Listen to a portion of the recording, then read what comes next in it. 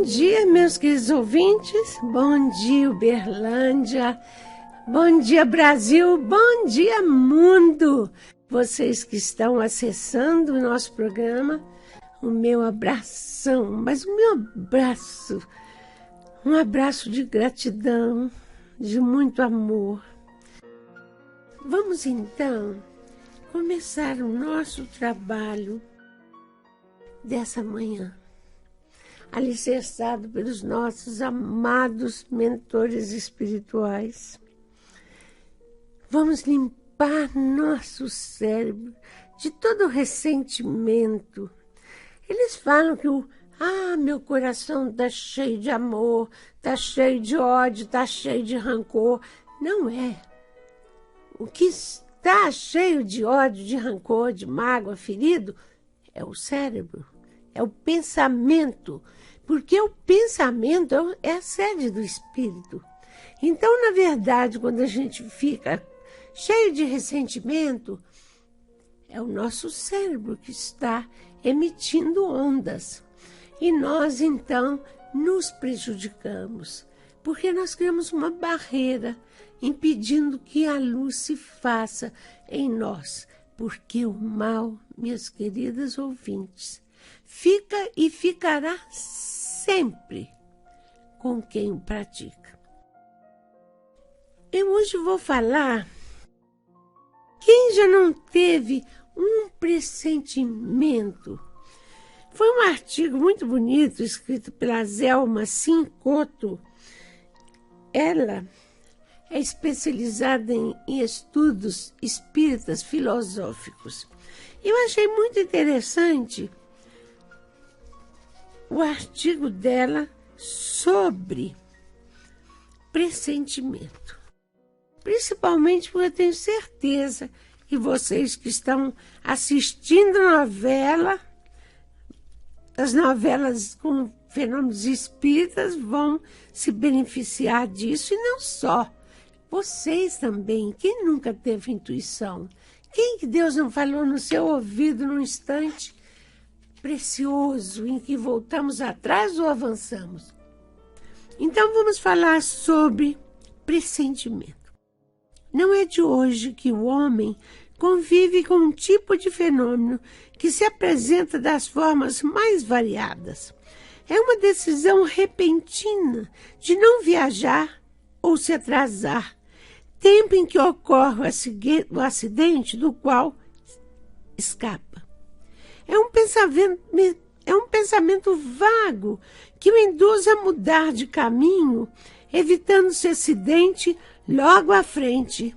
É um familiar que morre em local distante e se tem sua morte pressentida. É a antecipação de um desastre natural que se confirma. A TV Globo, na novela Viver a Vida, enfocou o fenômeno do pressentimento, quando a personagem Teresa sentiu de forma vaga algo estranho no ar, no momento em que sua filha, Luciana, que sofria um acidente grave em lugar distante. Foi o papel representado pela Aline Moraes, que ficou numa cadeira de roda. Pressentimentos é prognóstico de acontecimentos futuros, também chamados de presciência. São dois fenômenos naturais bem distintos e sua razão de ser está na condição de seres espirituais que somos, ideia apresentada desde Descartes, considerado o homem com corpo e espírito, aspectos distintos, porém interligados. A ciência não tem instrumentos para analisar e compreender tais fenômenos.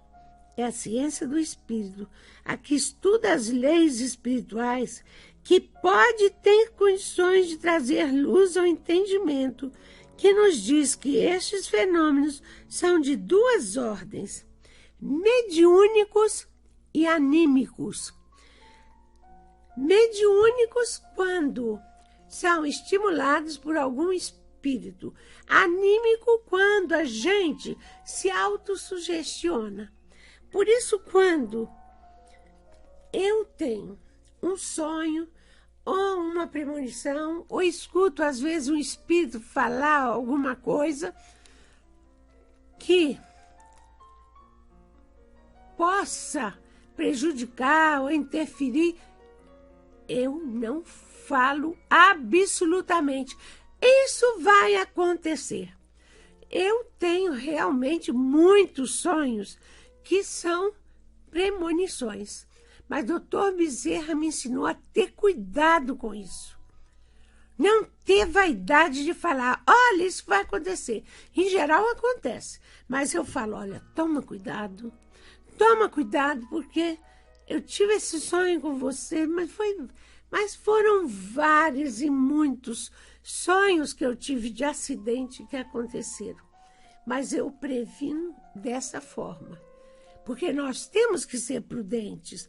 Nós estamos jogando com o nosso nome de médium e com o nome do espiritismo, que deve ser cristalino.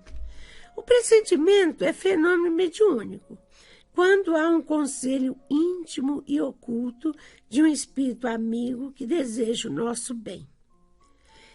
É anímico quando a intuição de experiências e escolhas do passado vem à tona na vida encarnada e se nos apresenta como a voz do instinto ou da percepção, quase sempre. Por quê? Porque nós somos o presente e somos o passado. Então é a nossa influência, por isso que devemos ter cuidado. Podemos entender que o pressentimento é sempre uma advertência. Mas qual é o mecanismo e como ele se dá?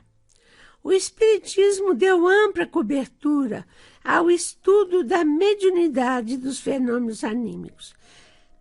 Está tratado em um livro dos médiuns, Intercâmbio com o Mundo Invisível, em um livro dos Espíritos, sob o título Emancipação da Alma para os Fenômenos.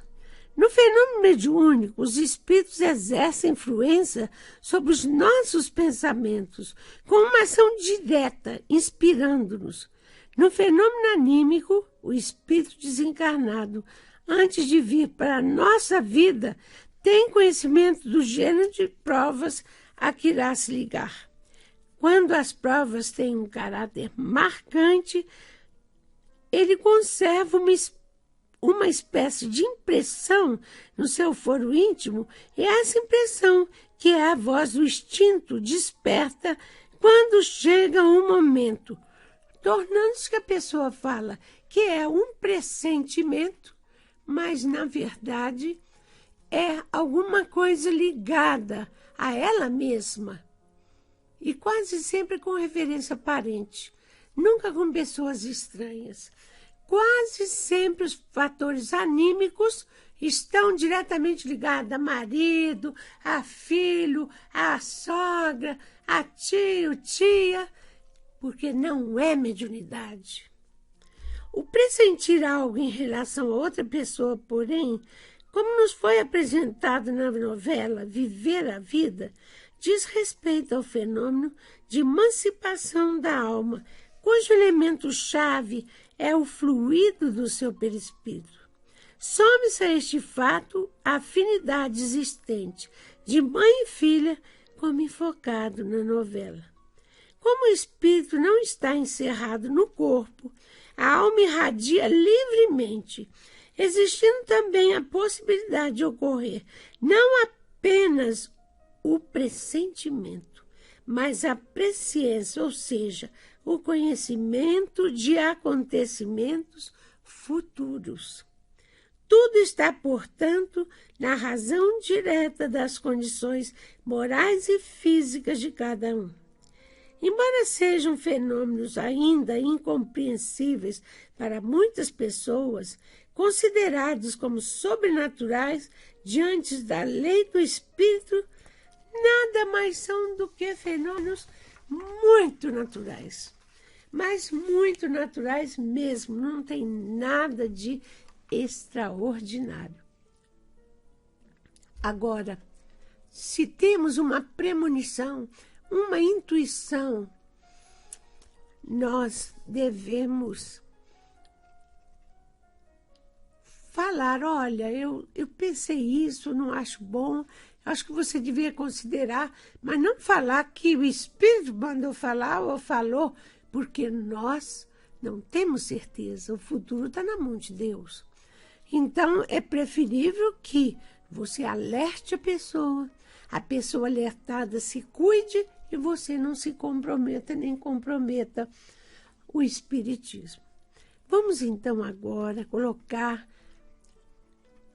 a nossa vasilha com água, com leite, o doce, o pudim, o bolo, pães, tudo que vocês querem que fique fluidificado. Travesseirinho do bebê que não está dormindo muito. O sapato do marido que sai e chega de madrugada. Põe pertinho ali, que o maridão fica em casa. É ou não é, Luiz? Eu tenho tanto testemunho. Vamos colocar as frutas lavadinhas, tampadas. O nome da pessoa que desencarnou, o nome, a data de nascimento, desencarne, a causa da morte, que é muito importante. Colocar também aquele que está no hospital, o nome do hospital, o número do quarto, o nome da pessoa, que todos serão atendidos pelos nossos emissários, porque a nossa equipe passa o sábado e toda vez que vocês oram pedindo, dando assistência a vocês. Vamos então fazer a nossa prece, nos ligarmos de alma e coração aos nossos amados mentores. Senhor, ensina-nos a orar, sem esquecer o trabalho, a dar sem olhar a quem, a servir sem perguntar até quando, a sofrer sem magoar quem for, a progredir sem perder a simplicidade, a semear o bem sem pensar nos obstáculos, a ver sem malícia, a escutar sem corromper os assuntos, a falar sem ferir, a compreender o próximo sem exigir entendimento, a respeitar os semelhantes, sem reclamar consideração, a dar o melhor de nós, além da execução do próprio dever, sem cobrar taxas de reconhecimento. Senhor, fortalece em nós a paciência para com as dificuldades dos outros, assim como precisamos da paciência dos outros para com nossas dificuldades. Ajuda-nos, sobretudo, a reconhecer que a nossa felicidade mais alta será, invariavelmente, aquela de cumprir-te os desígnios onde como queiras, hoje, agora e sempre. Nos ampare, Jesus. Nos abençoe, Mãe Santíssima.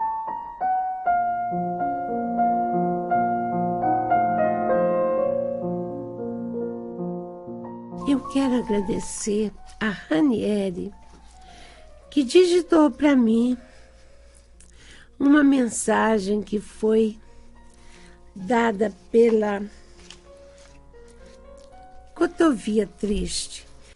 Porque eu sou média inconsciente, então eles gravam, depois passam para que eu possa compartilhar com vocês, meus ouvintes, e iluminar minha alma com o que eles disseram. Diz ela que na colônia espiritual vi um homem caminhando de forma solitária, mas também de forma elegante e orgulhosa. Um cidadão. E como tudo nos atrai atenção, eu perguntei para um instrutor amigo meu, quem é aquele homem que parece conversar consigo mesmo? Ele falou, ele é um médico, cirurgião plástico e ateu. Tem 10 anos que ele está na colônia. E ele trabalhou muito, se especializou na restauração de queimados. Nunca ficava satisfeito com o resultado. Queria sempre devolver, principalmente para o rosto daqueles que haviam sofrido queimaduras graves, a identidade perdida pela destruição do fogo. Ele nunca acreditou em Deus. Ele está aqui no plano espiritual e continua ateu. Mas como é isso possível? Ele é espírito. Ele não vê que todos são espíritos também? Não, disse o instrutor para nossa irmã. Ele reconheceu a vida além do túmulo. Realmente reconheceu. Tem lido, tem estudado, tem assistido assembleias, mas não acreditam em Deus. Diz que Jesus foi uma farsa, que na Judéia e na Galileia, que ele conheceu quando vivo, o que mais existiam eram profetas. Eu acho que você não deve se aproximar muito dele. E eu perguntei, por quê? Acha por acaso que ele pode me contaminar com a sua descrença? Eu tenho fé, sempre tive, disse Cecília Meirelles. Mesmo nas minhas provações terrenas, sempre acreditei em Deus. Estava me espiritualizando muito. Mas eu te aconselho. Ele aparenta aquela elegância, aquela soberba, mas é uma pessoa muito endurecida. Quando falamos sobre os benefícios que ele praticava e que isso deu mérito para ele ser socorrido, porque ele ficou só 60 dias atordoado, ele morreu de infarto fulminante no próprio lar. Tal mérito que ele acumulou, você nem imagina. Mas quando falamos que ele tinha sido socorrido, que ele havia desencarnado, que ele tinha acumulado mérito, ele se desequilibrou totalmente e falou: nunca fiz nada por caridade, sempre fiz por profissionalismo. Eu sou um cirurgião competente, não venham tirar o mérito da minha competência. Não venham com essa história de que eu tenho mérito. Mérito eu tenho sim, porque sempre fui um bom profissional e disso me orgulho, mesmo quando ele vê nas assembleias as projeções, ele vai a todas. E quando nós perguntamos, você gostou das projeções evangélicas? Ele responde para nós, é como um filme. No filme narra-se o que quer, aqui vocês narram o que querem. Mas aquilo me assolou a curiosidade. Não, aí sim, comecei a pensar, vou chegar perto desse homem de qualquer maneira. Quando uma tarde ele vinha andando sozinho, eu falei, é hoje. Cheguei com toda a pompa e falei, doutor, eu soube que o senhor foi cirurgião plástico e que o senhor cuidou de muitas pessoas queimadas e que restaurou a alegria de viver dessas pessoas. Ele falou, é verdade, fiz isso por profissionalismo. Aí eu virei para ele e falei, eu também sou profissional, eu sou escritora. Escritora? Poetisa, escrevo prosa, livros educativos. O senhor foi famoso? Eu fui, ele falou. Pois eu também fui, só que eu estou aqui no mundo dos mortos e o senhor também. Quem é você? Sou Cotovia Triste. Quando eu estava na terra, eu fui uma grande poetisa.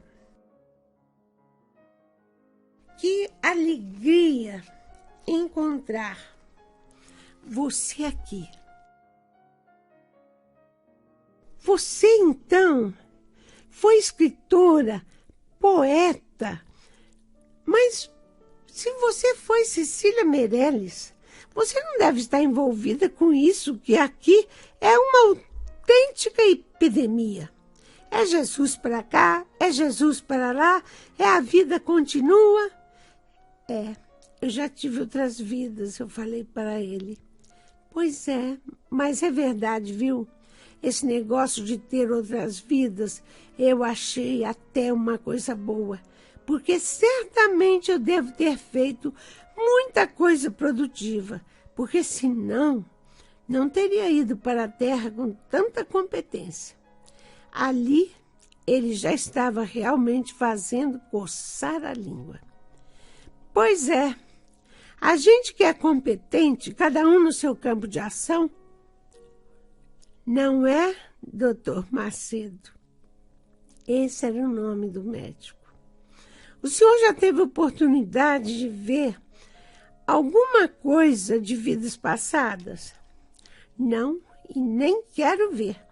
Eu estou precisando de um tempo para trabalhar todas essas inovações que me aconteceram. Eu disse para ele, a inovação foi a morte, né?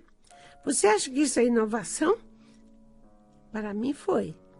Pois é, mas para as pessoas, aqui a morte é um recomeço. O senhor se lembra de alguma coisa que aconteceu com o senhor quando estava na Terra, que o senhor gostaria de me contar? Olha, eu passei por uma situação que até hoje eu fico na maior tristeza. Eu conheci uma jovem muito bela, mas muito bela. Tudo nela parecia ter sido feito a pincel. A pele, o cabelo, o rosto, os olhos, tudo nela era lindo. E ela era noiva de um colega meu. Esse colega foi clínico geral. E eles tiveram uma desavença e ele rompeu o noivado, que já tinha 3 anos. E eles já estavam programando casar. Ela descobriu que ele rompeu o noivado porque estava envolvido com outra moça, colega nossa, e que estava grávida. Ela fez a pior coisa que podia ser feita quando eu via triste. Eu fiquei tão desesperado, tão impressionado com aquele espetáculo de dor tão grande que eu vou te contar. Eu rompi o meu relacionamento com esse meu amigo e disse para ele, nunca mais me procure, porque eu quero esquecer que um dia frequentamos os mesmos bancos da universidade. Ela jogou fogo no corpo, seus seios pareciam rosa de carnes abertas, seu cabelo todo crestado, aquele rosto belíssimo, aquela pele de porcelana, todo queimada, e ela em pé, punha a mão na parede e gritava, por Deus, me mata, doutor, por Deus, me mata, o fogo não acabou comigo, me mata. 90% do corpo dela, todo queimado. Eu sabia que a morte viria de uma forma dolorosa. Eu estava praticamente começando na medicina, mas tive um médico, cirurgião plástico, que me ajudou demais, que trabalhava num hospital e que me recebeu como um filho. Mas eu não me conformava. Ela gritava Deus sem parar. Deus, porque eu fiz isso? Deus, eu estou arrependida. Deus, me leva. E me pedia para matá-la. E eu sabia que era questão de dias. Ela iria morrer como morreu. Nunca vi tal desespero. E eu vou te contar. Eu sonhava com essa moça pelo trauma que eu sofri, por ver que a medicina às vezes não pode fazer nada, que somos médicos, mas que não podemos agir nem em causa própria. Eu sofri um infarto fulminante e médico, sem sintomas, sem nada. E aqui vem falar que eu tive mérito. Se eu tivesse algum mérito, eu devia ter continuado vivo e não morrer como morri com 62 anos só. Eu falei com ele, pois é lamentável quando temos na família um caso de suicídio. Eu tive, doutor Macedo. Meu esposo também partiu por essa porta enganosa, mentirosa, que não liberta ninguém. Muito pelo contrário, escraviza uma dor maior. Mesmo a gente não tendo culpa, é uma dor tão grande. E o doutor Macedo, quando olhei para ele estava chorando. Ele falou, eu sonhava com ela, e ela estava sempre bela, como eu muitas vezes a vi, com a cabeça reclinada no ombro do meu colega. Eu dizia que a sua sorte, a dele, ter uma pessoa tão bela e tão doce como companheira. Jamais poderia imaginar que ela fosse cair exatamente em minhas mãos, naquele estado deplorável. Conversei com o Dr. Macedo, tenho conversado, mas procurei com meu instrutor no arquivo espiritual se havia entrado em algum lugar daquela jovem que, pelo visto, já tinha desencarnado há algumas dezenas de anos. E eu a localizei na Legião dos Servos de Maria. Mas que vitória, meu Deus! Quando eu vi aquela jovem, que eu vou omitir o nome dela por respeito a toda a dor dela e a ética médica, doutor Macedo, quando eu vi aquela jovem na Legião dos Servos de Maria recuperada, eu conversei com ela e falei. Eu soube de sua história. E um instrutor amigo meu levantou a sua ficha. E na colônia que eu estou, o doutor Macedo, que te atendeu, também está abrigado lá. Ela falou, o doutor Macedo? Ele não pode fazer nada por mim. Implorei a ele que me matasse. Ele podia ter me dado uma superdose de analgésico.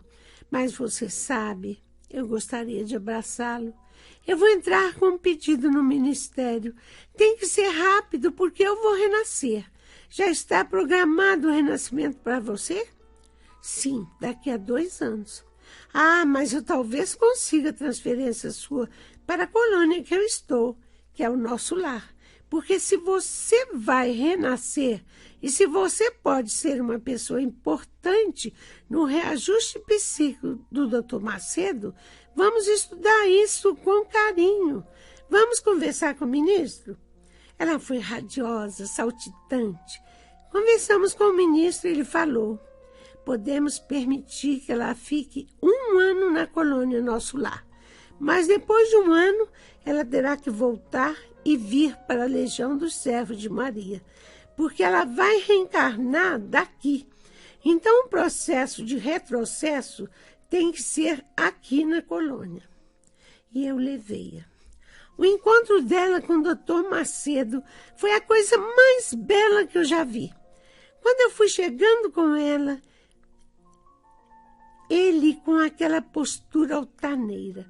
Ele saiu correndo na direção dela, abraçou e falou, não acredito, você não está mais queimada. Não, sofri muito nas regiões sombrias. Eu sentia cheiro de carne queimada por um tempo imenso. Senti dores horríveis, até que por uma bênção divina chegaram uns médicos e fizeram uma prece em nome de Mãe Santíssima. E eu, que amava tanto Mãe Santíssima, pedi socorro e saí do chão que estava, viscosa, queimada, e levitei no ar e fui na direção deles, e eles me acolheram num lençol branco, me embrulhavam. Eu gritava e chorava, Mãe Santíssima, que bom que Deus te enviou à terra, que bom, Mãe Santíssima, que Deus te escolheu para ser mãe de Jesus. Ah, Mãe Santíssima, quanta alegria no meu coração. E eu fui para essa colônia, fiquei em banheiras especiais, onde os queimados ficam e vão se recuperando. São fluidos magnéticos e anestesiantes. Eu tinha períodos anestesiada e períodos de intensa dor, até poder voltar àquilo que eu fui quando o Senhor me conheceu, e aquilo que deixei de ser quando o Senhor também me atendeu no hospital. Ele olhava para ela sem palavras, sem voz. Ele falou: como eu vi a nossa incapacidade de ser médico por não poder ter feito nada por você. Ah, doutor Macedo, quantos médicos que eu conheço e não puderam fazer nada por eles mesmos. Lá mesmo na colônia em que eu estou, tem médicos que tiveram filhos suicidas, advogados, juízes, não puderam fazer nada. Mas Jesus pode fazer tudo. Ele abaixou a cabeça e não teve coragem de falar para ela que ele era ateu. Ela ficou por 1 ano na colônia. O doutor Macedo, nesse período, conversava muito com ela.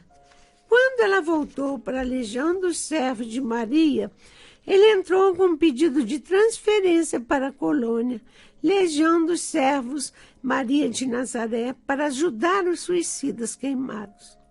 Ela vai ser portadora de 2 enfermidades altamente lesivas, que marcam como ferro e fogo a pessoa no corpo. Ela vai ter uma forma de psoríase muito grave na palma das mãos, nas unhas.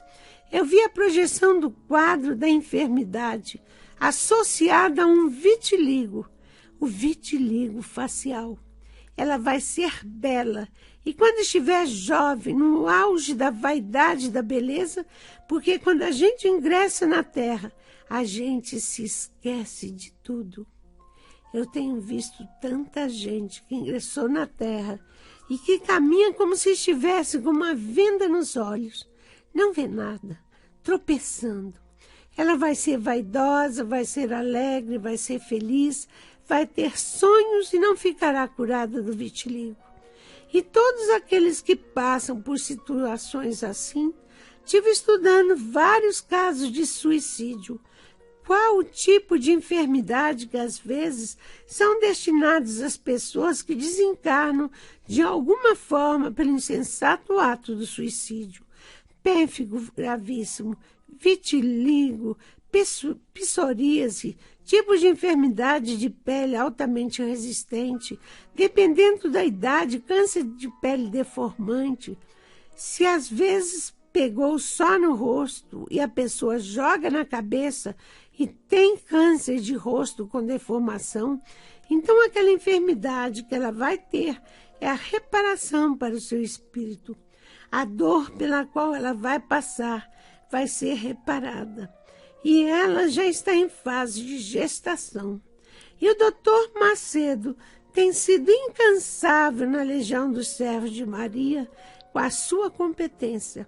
Mas quando falam com ele sobre Deus, ele abaixa a cabeça e fala: eu creio em Mãe Santíssima.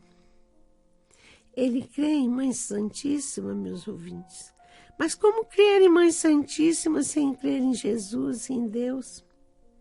Ele chega lá. E tanto chega, disse Cecília Meirelles, que eu tive permissão dele para contar para todos a história de um competente cirurgião plástico que sofreu o maior trauma de sua vida ao ver uma pessoa tão próxima se autodestruindo em nome de um amor que poderia ter se repetido em tantos outros amores. Ela poderia ter encontrado outra pessoa que amasse tanto. Quantos se mataram por amor e que tinham ao lado alguém morrendo de amor, cada minuto, cada hora por ela. Ah, meus ouvintes, a vida é bela. Seja como for, venha como vier, mesmo que tenhamos uma imperfeição, uma enfermidade, aquilo é um resgate, é a purificação do nosso espírito. Abençoados sejam todos aqueles que aceitam com alegria, que abraçam no coração seus filhos com alguma lesão cerebral ou orgânica.